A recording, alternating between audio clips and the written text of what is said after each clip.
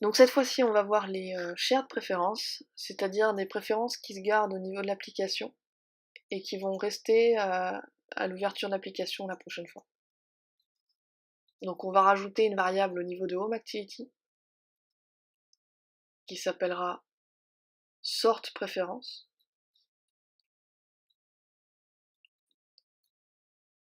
Je voulais en faire un filtre au début, mais finalement c'était plus simple de montrer un sort, donc je vais vous montrer un sort.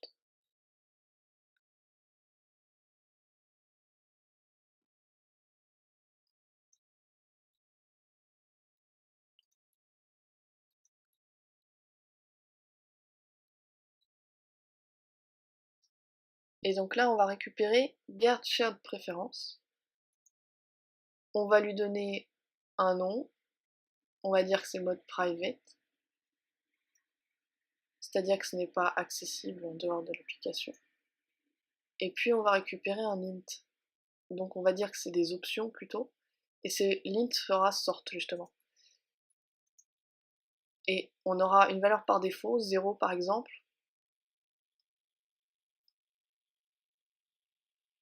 Donc on récupérera à la création de l'activité, et lors de la première utilisation de l'application, on aura une shared préférence de sort à 0 par défaut.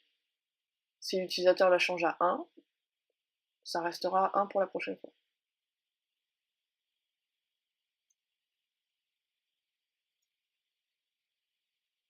Donc on va faire en sorte que le mémo soit un objet comparable, implements comparable. Vous voyez que Android Studio ne reconnaît pas si vous ne mettez pas tout de suite la majuscule. Et on va faire implement method. Le but étant de pouvoir trier notre liste et la mettre à jour dans la liste view pour faire notre fameux sort.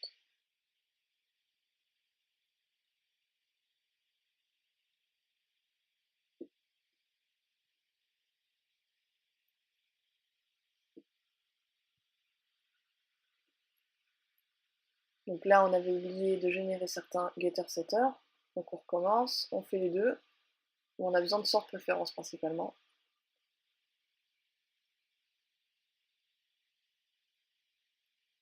Et on va donc utiliser sort préférence pour savoir comment on trie nos mémos.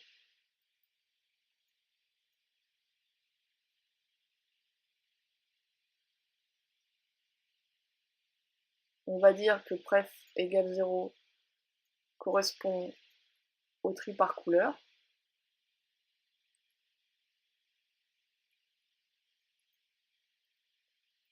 Et pref égale 1 au tri par titre.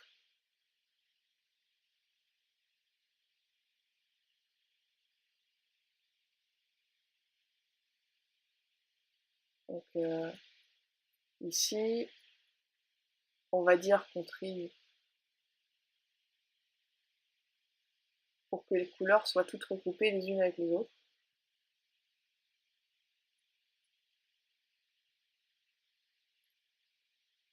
Donc pour commencer, on se dit tous les bleus ensemble, ensuite tous les verts, ensuite tous les rouges, mais l'ordre n'est pas vraiment important, le but c'est qu'elles soient rassemblées. Au niveau des titres, évidemment, on va trier par ordre alphabétique.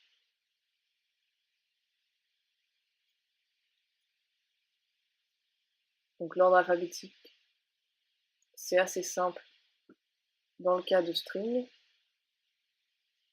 Tout ce qu'il y a à faire, c'est comparer soit le titre, soit le texte.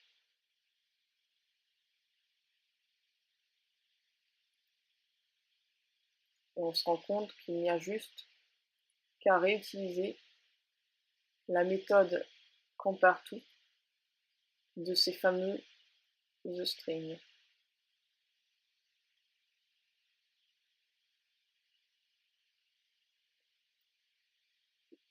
Donc dans le cas de la couleur, on pourrait faire en sorte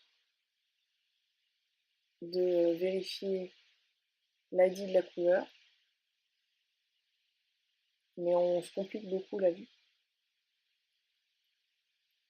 Là, on voudrait retourner 0.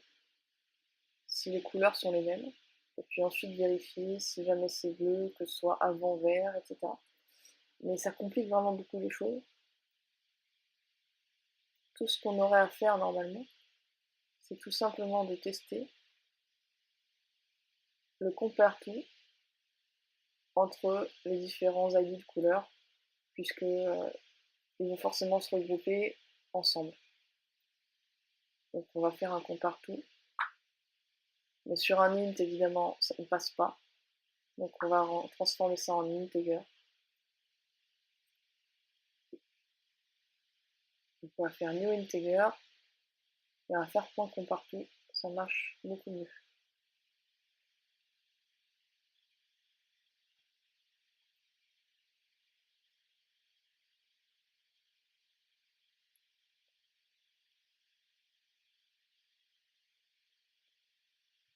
Et donc ici, ce n'est plus exactement ça.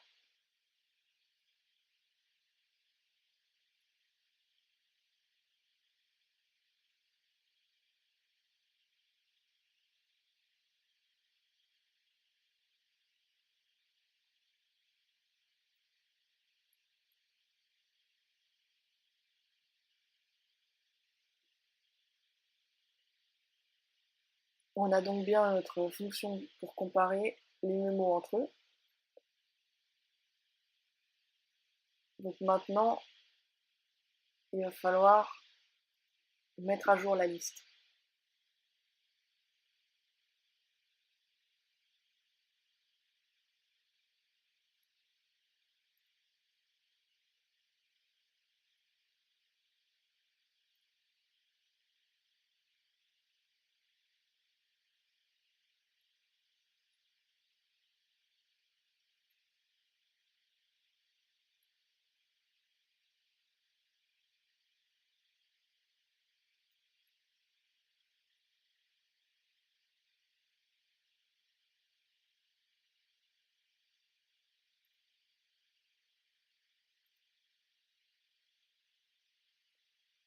Tout simplement, dans le rafraîchissement de la liste, la fonction de rafraîchissement, on sort, étant donné que on vérifie déjà sort préférence au niveau du compare tout. Donc il n'y a plus qu'à faire un sort. Évidemment, une fois qu'on a fait un sort, on a nos mémos bien ordonnés. Donc on va faire un test ici avec 0, c'est-à-dire que en lançant l'application, on devrait avoir les mémos ordonnés par couleur. Ici, vous voyez qu'on ne peut pas vérifier quelle couleur j'ai utilisée pour créer les mémos. Donc on va changer la couleur des TextView au niveau du holder, ici.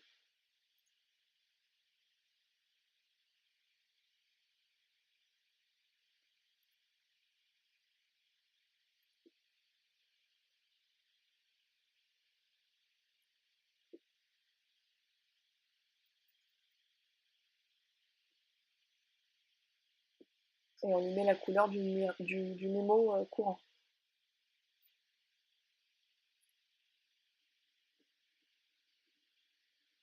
Et vous voyez que c'est automatiquement rangé par couleur. Je ne les ai pas ajoutés dans cet ordre-là, je les ai ajoutés en vrac.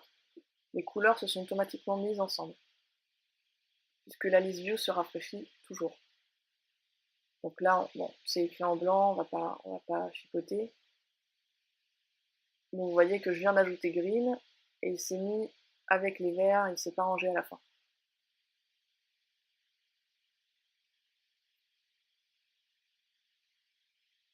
Maintenant, on va mettre 1 juste pour vous montrer. Ça veut dire que c'est la valeur par défaut. La valeur pourrait tout à fait être 0. On pourrait tout à fait recevoir 0.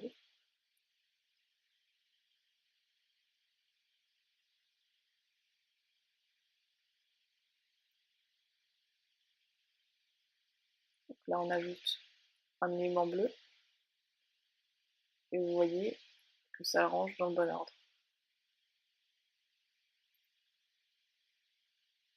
Là, on ajoute un élément rouge. Et voilà, ça le range bien dans l'ordre alphabétique. L'élément est rangé.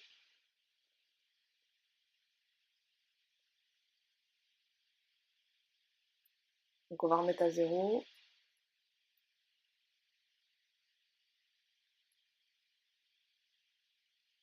Et puis on va faire en sorte que le spinner soit réellement utile, c'est-à-dire que les fameuses préférences soient modifiées au sein du spinner. Donc on récupère le shared preference, get shared preference, options, mode private toujours, edit et put int. Donc là on va pouvoir mettre avec la clé sort la valeur que l'on veut, c'est-à-dire en réalité la position, puisqu'elle est soit à 0 soit à 1. Donc on se rend compte qu'on n'a plus vraiment besoin des conditions. On doit commit, hein, on doit bien commit pour mettre à jour les options. Donc on n'a plus besoin des conditions étant donné que notre position va changer en fonction de notre cas.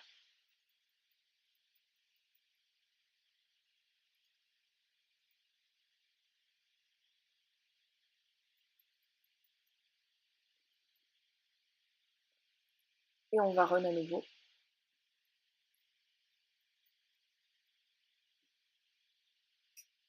Et vous voyez que voilà, on est déjà en tri par couleur, 0. Maintenant on clique, on choisit titre, et ça n'a pas marché. Pourquoi ça n'a pas marché? Parce qu'on a bien changé la préférence, mais c'est tout ce qu'on a fait. On n'a pas modifié la liste, on n'a pas mis à jour la liste.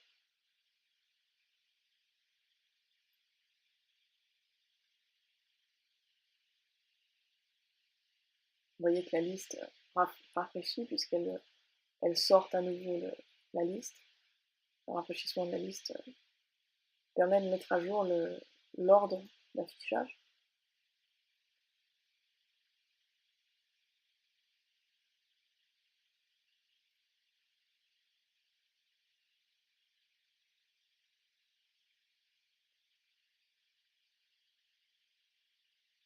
Et puis, évidemment, il faut mettre à jour la variable de homeActivity. Vous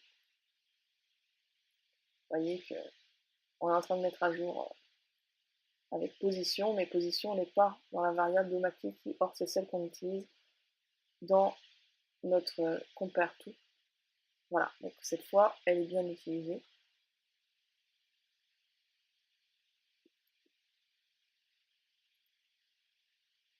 Et dernière chose, évidemment, lorsque l'on run l'application une deuxième ou troisième fois, on veut que ce sort préférence soit affecté au niveau du filtre, du spinner, c'est-à-dire qu'on veut savoir sur quel filtre on est et que ça ne reste pas toujours sur trier par couleur. Donc on va set la sélection, tout simplement à sort préférence puisque c'est soit 0 soit 1. Et vous allez voir qu'on démarre avec la couleur. On filtre par titre, ici, on clique. Et là, ça filtre par titre. Ça met bien à jour. Et si l'on coupe et qu'on revient, on va rerun.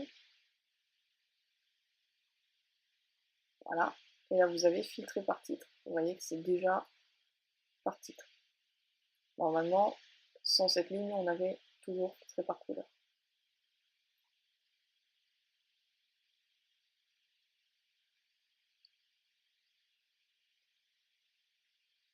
Alors là, maintenant, regardez bien toutes ces variables, filter by title, etc. Toutes celles que je vous montre ici, title, enter your title. Ici, vous avez cancel et add. Tout ça, c'est en anglais. I clicked on a memo, également, le toast en dessous. Et si je rafraîchis encore, vous avez également Selection, View Selected de Memo, et enfin le bouton Save. Donc on va s'occuper de toutes ces variables et on va les traduire.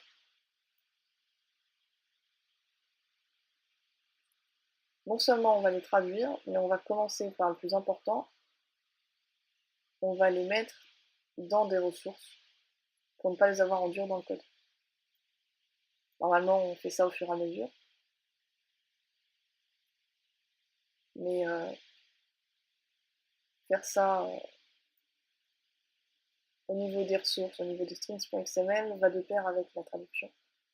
Donc je vous montre ça tout à l'heure.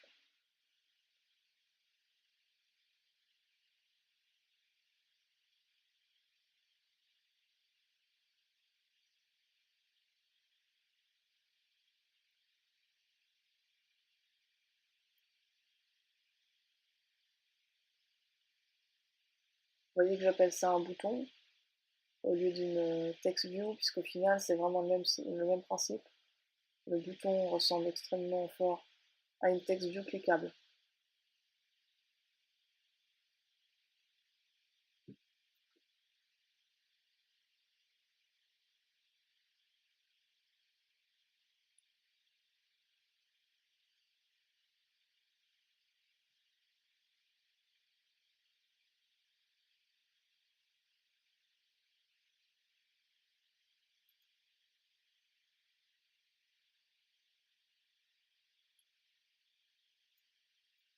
Donc là, on s'occupe de la demande de titre de mémo. Donc on veut le titre du dialogue et on veut le message du dialogue, le texte du dialogue.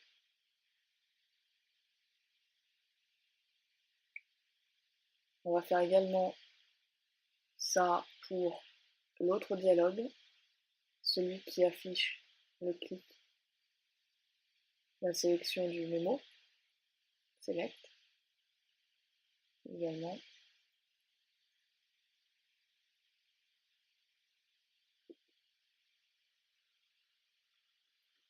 Et on va voir comment utiliser les méthodes, comment utiliser les éléments strings.xml au niveau du Java.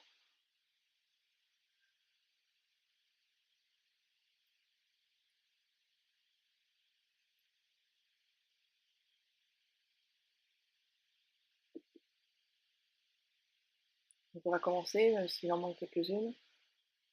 Donc ici on a Selection et View Selected de Memo, ça on va remplacer. Donc on va mettre A, qui est l'activité, vous voyez au-dessus, Final Activity A, donc on peut récupérer ça soit de A, soit du contexte. A.getResource.getString, et là, R.string. Vous récupérez, en l'occurrence, ça va être le texte.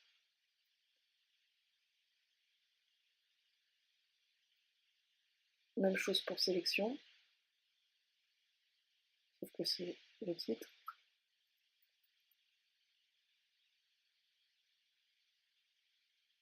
Ici, on s'aperçoit qu'il y a un toast.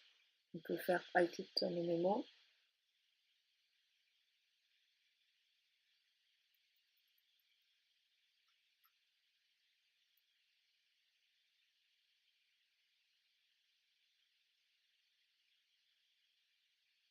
On va l'ajouter là directement.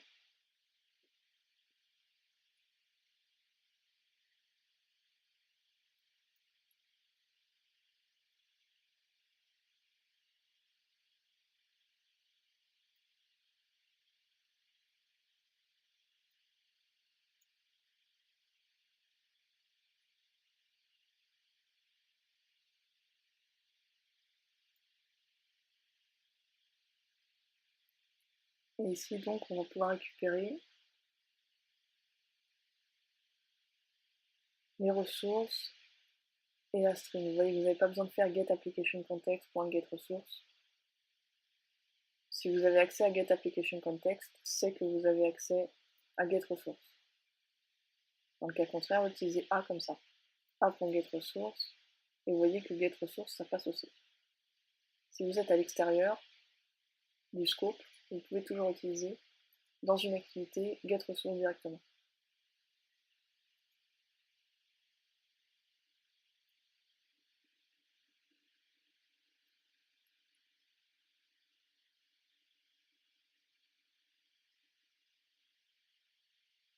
Donc là, c'était le titre.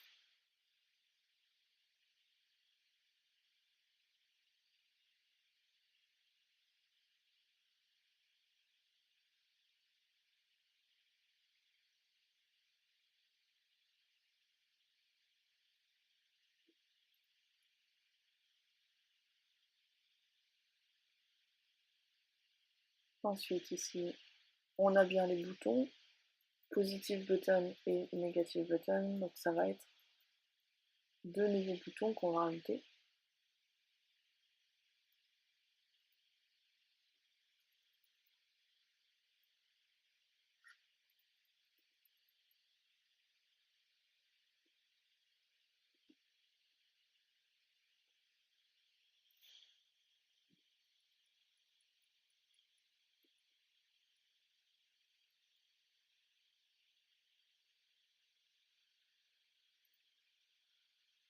Et là,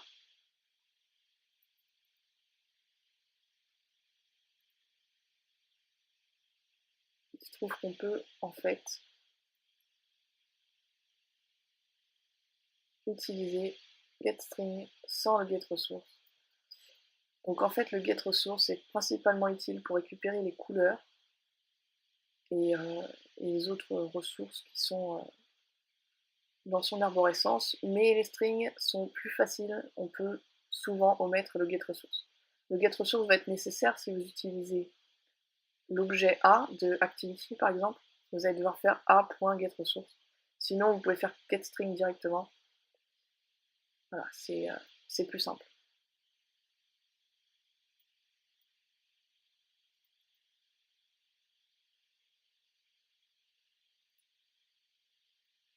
Donc ici, ces quatre valeurs-là, je ne les ai pas encore utilisées, donc on va les mettre.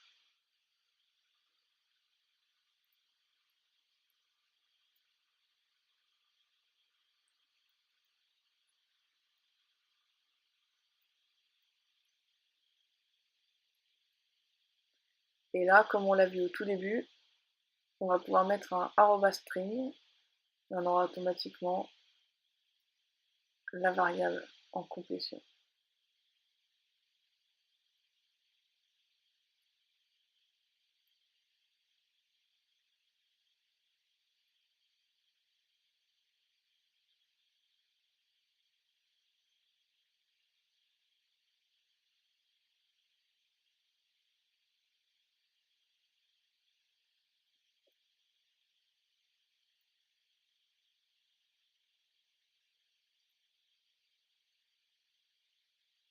Save button, idem.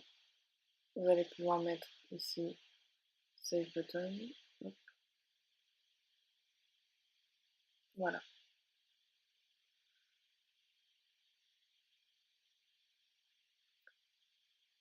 Et là, si l'on regarde, il reste quelques petites variables par-ci par-là qui sont en fait des variables memo, sort, des petites variables pour ranger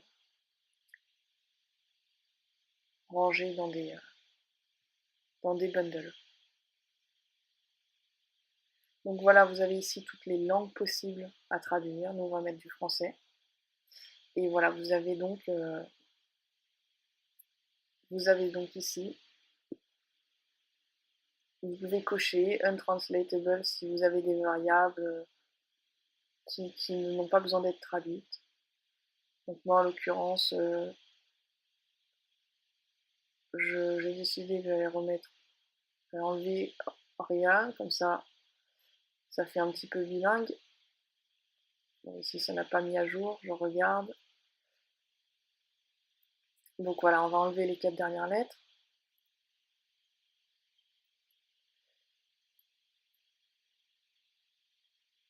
Et on va commencer à traduire. Donc c'est aussi simple que ça. Ici, si on regarde à gauche, là, c'est bloqué. Voilà, il faut cliquer à droite. Vous pouvez traduire directement. Et en fonction de la langue du téléphone, donc, les valeurs se mettront à jour.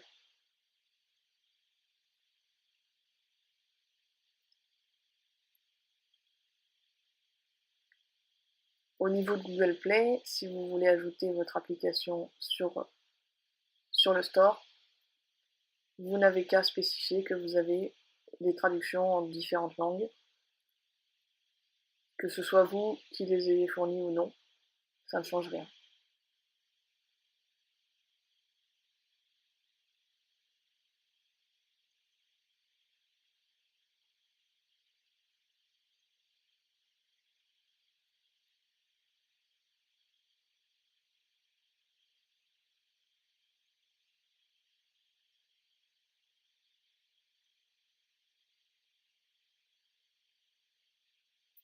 Voilà, donc on a fini les traductions. Si on coupe, vous voyez toujours cette petite, voilà, vous pouvez rouvrir cette petite en-tête sur le fichier, et vous voyez qu'il y a vraiment beaucoup de langues.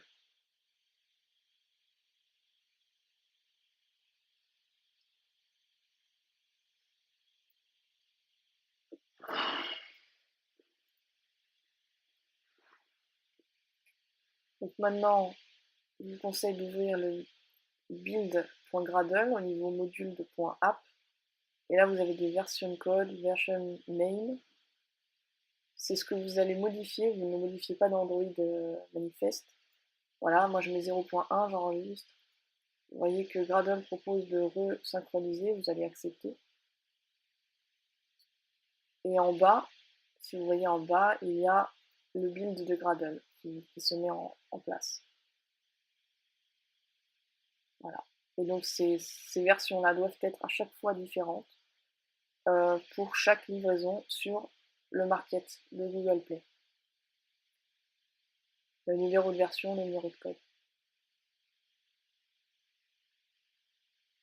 Ici, vous pouvez générer un APK signé si vous avez créé une clé. Moi, j'en ai une existante. J'en choisis une, vous allez voir à quoi elle ressemble.